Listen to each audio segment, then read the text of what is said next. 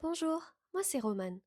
J'ai travaillé 3 ans dans un ryokan au Japon et dans cette vidéo, je vous illustre en quoi consiste ce travail. Cette vidéo est la deuxième partie, donc ce que je fais en soirée. Je vous invite à regarder la première partie qui se trouve en bas dans la description de la vidéo pour avoir un peu plus de contexte. Et restez bien jusqu'à la fin de la vidéo car je vais vous expliquer comment j'ai trouvé ce travail et les prérequis pour y prétendre. Sur ce, bon visionnage!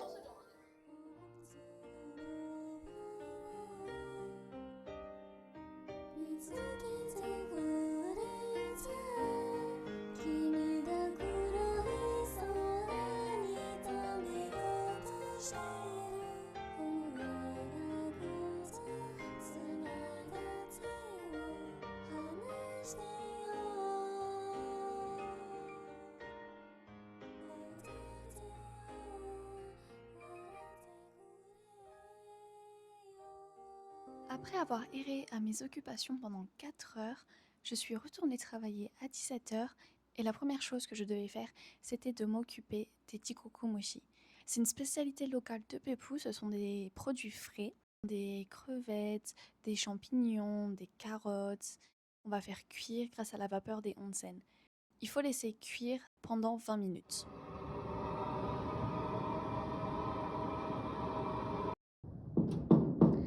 失礼いたします。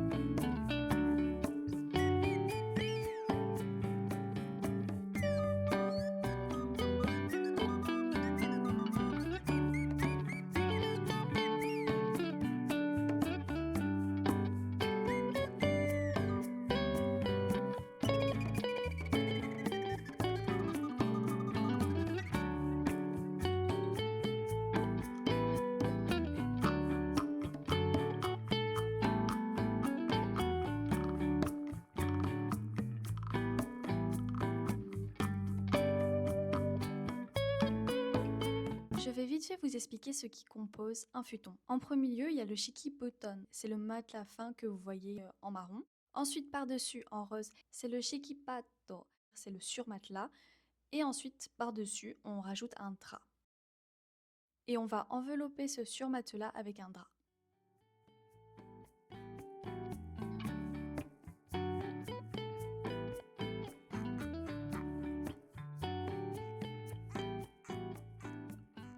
Ensuite, on vient y déposer l'oreiller qui se dit makura et en tout dernier, la couette kakeputon.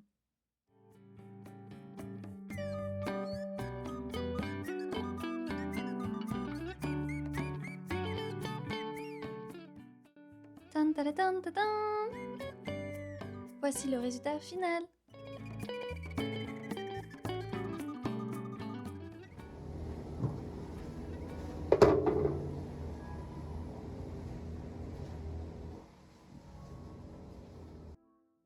Otsukare-sama deshita.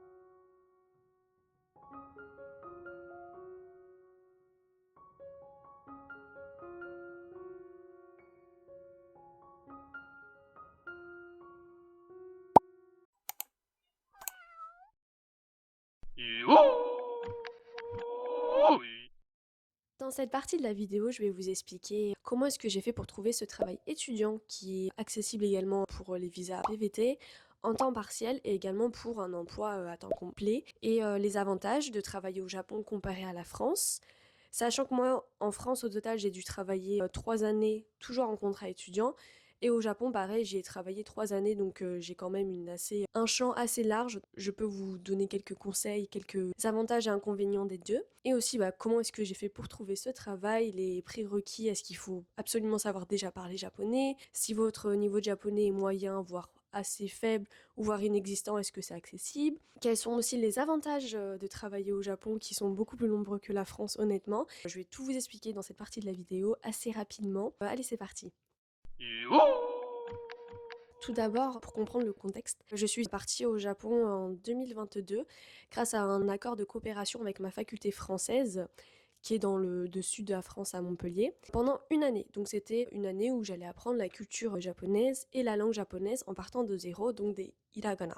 J'avais pas un petit niveau en japonais avant de partir, mais en fait, depuis que je suis petite, j'écoutais des openings d'animés, je regardais des animés. Mon père est fan du Japon, donc je connaissais quand même certains termes du Japon, c'était pas une langue inconnue pour moi. Donc j'avais quand même quelques petites bases au niveau sonore, conversationnel, etc. Vraiment les mots de salutation de base. Mais ça s'arrêtait là. Je ne savais pas lire les hiragana, katakana.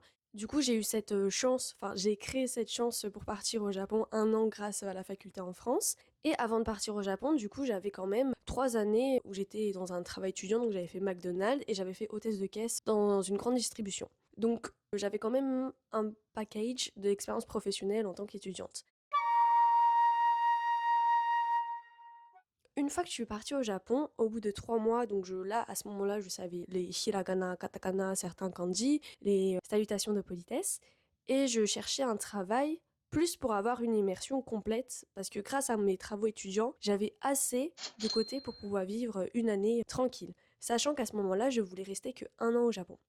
Donc je cherchais, je me dis mais comment est-ce que je vais faire pour trouver un travail étudiant, sachant que mon niveau d'anglais n'était pas terrible non plus, je parlais à peine japonais, et ça faisait que à peine 3 mois que j'étais au Japon, donc comment est-ce que j'allais faire? Et en fait, à ce moment-là, j'avais mon senpai. C'est quelqu'un qui venait de la même faculté que moi en France, qui avait fait le même processus, qui était parti une année au Japon. Par contre, lui est resté plus longtemps par la suite. Il a candidaté dans une université japonaise, il est resté dans la même ville. Donc en fait, il m'a dit, c'est très simple, tu vas dans la faculté, il y a un panneau où il y a marqué plein d'offres d'emploi que en japonais et tu regardes les offres d'emploi qui acceptent les étrangers et un niveau minimum requis de japonais. Donc c'est ce que j'ai fait, j'ai utilisé Google Traduction et j'ai tout traduit et j'avais vu une affiche qui m'intéressait beaucoup, c'était être femme de ménage dans un ryokan. Donc je me suis dit, bah c'est parfait pour moi, je n'ai pas à être en contact avec les gens, je nettoie juste et je travaille dans un ryokan, genre. Trop cool, genre c'est incroyable.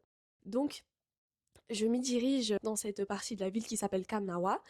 J'arrive, enfin je vois sur Google Maps que c'est en face de moi, j'arrive dans le soi-disant lieu, tout est fermé, tout est éteint, et le truc ça a l'air mort. Du coup je me dis, putain, tout ça pour rien. Je me suis dit, est-ce que c'était une fausse offre, etc. J'ai appris plus tard qu'en fait je suis vraiment arrivée le jour où le ryokan était fermé. Donc en fait je me retrouve là devant l'annonce, je pensais m'être trompée de lieu. Du coup je vois un papy et une mamie japonaise qui marchent et je leur dis en japonais excusez-moi, est-ce que c'est bien la bonne adresse, c'est bien le bâtiment en face de moi parce que j'aimerais bien déposer mon CV pour être femme de ménage. Et ils m'ont dit ah oui, il semble que c'est la bonne adresse, mais apparemment c'est fermé. Et vous cherchez un travail. J'ai fait ah oui, ce serait pour m'aider à financer mes études, etc. Et le papy m'a mis trop mignon. Ils ont appelé, parce qu'en fait c'était des touristes qui venaient de Tokyo. Ils étaient du coup à Kyushu dans le sud, et ils ont appelé leur lieu de travail. Je sais pas trop ce qu'ils ont dit en japonais parce que je comprenais pas trop. Bref, ils étaient au téléphone, ils faisaient hi hi ah so desu so desu. Et ils ont dit Ishoniko, allons-y ensemble. Ok. Je suivais le papy et mamie, on a monté une petite montagne et tout. Et ils ont demandé à la réceptionniste excusez-moi, cette personne est une étudiante Ryugakse, elle cherche un travail, elle a voulu déposer à ce lieu mais c'est fermé. Est-ce que vous recrutez? Et ils étaient trop choqués de voir une étrangère, une française. La dame, qui maintenant est une super bonne collègue, elle a pris mon CV, elle a dit normalement on recrute pas, mais vas-y je vais déposer à mon manager et voir ce qu'il en est. Parce que normalement en fait même pour être travail étudiant, tu passes par en ligne, surtout dans les ryokan, enfin celui-ci en particulier qui était quand même un ryokan haut de gamme, il faut faire des interviews, il faut tout faire sur internet et moi j'arrive, je dépose mon CV grâce à papy mamie que j'ai croisé des anges gardiens, trop adorables. Là, je les ai remerciés, les papy mamie tout, j'étais trop refaite. En plus je comprenais pas trop parce que tout était en japonais.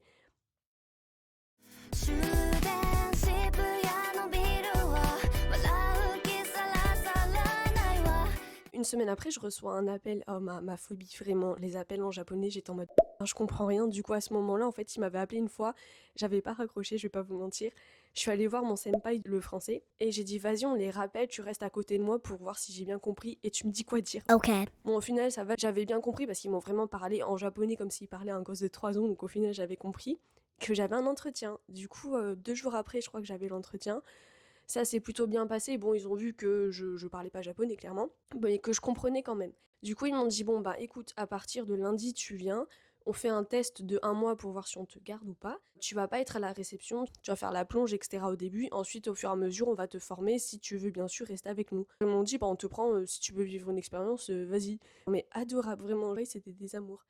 C'est comme ça que j'ai eu mon tout premier emploi au Japon. J'y suis restée 3 ans parce qu'au fur et à mesure, ils m'ont appris tellement de choses. Je joue la langue japonaise, leur culture, ils ont été hyper patients avec moi. Enfin, en fait, j'ai juste toqué aux portes, j'ai juste rencontré le papy et le mamie, donc les bonnes personnes au bon moment, et je suis tombée sur le bon lieu. Donc des fois, c'est un petit peu le destin qui fait le travail. Je suis restée avec eux 3 ans, ça s'est super bien passé.